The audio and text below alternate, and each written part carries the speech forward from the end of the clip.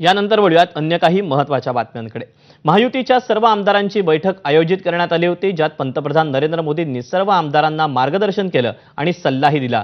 जनतेपर्यंत पोहोचा, जनसंपर्क वाढवा, महायुती म्हणून काम करताना समन्वय ठेवा, यासोबतच आपल्या आरोग्याकडेही लक्ष ठेवा असा सल्ला पंतप्रधान नरेंद्र मोदींनी आमदारांना दिला। विशेष म्हणजे आमदारांच्या या बैठकीत मोदींनी राज ठाकरेंचाही उल्लेख केला। राज ठाकरेंनी जसा 2011ला गुजरात दौरा केला तसे अभ्यास दौरे आमदारांनीही केले पाहिजेत असं उदाहरण देत मोदींनी आमदारांना सल्ला दिला। आपण याबद्दलचे अपडेट जाणून घ्या तर सूरज सावंत आपल्या सोबत आहे। सूरज, मोदींनी आमदारांना आणखी काय मार्गदर्शन केलेलं आहे, काय म्हटलंय मोदींनी?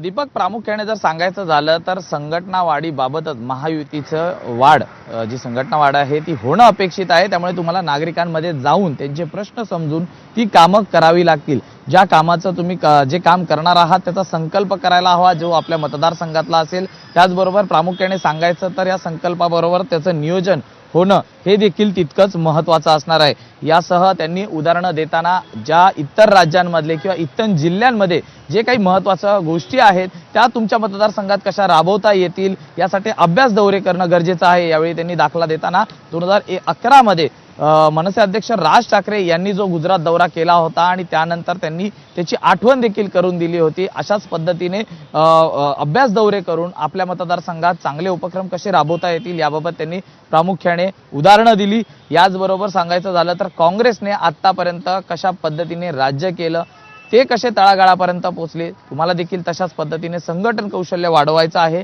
याबरोबर मार्गदर्शन केलं, त्याचबरोबर विरोधकांशी देखील एक सामाजिक सलोखा ठेवायला हवा, त्यांच्यावरती टीका न करता आपल्या कामातनं त्यांना उत्तर द्यायला हवं। कारण लोक जी काम करता तुम्ही ते कशा पद्धतीचं काम आहे हे देखील तितकंच निरीक्षण करत असतात, त्यावरनं देखील टीका करतात। त्यामुळे एकूणच या संपूर्ण मार्गदर्शनामध्ये राजकीय विषय नसला तरी आमदारांनी काय काळजी घ्यायला हवी, विरोधकांना टीका करताना लगेच त्याला उत्तर देण्यापेक्षा कामातनं उत्तर द्यावं, असे देखील जे महायुतीतले बोलगेवढे आमदार आहेत त्यांचे देखील कान टोचल्याचं पाहायला मिळतंय।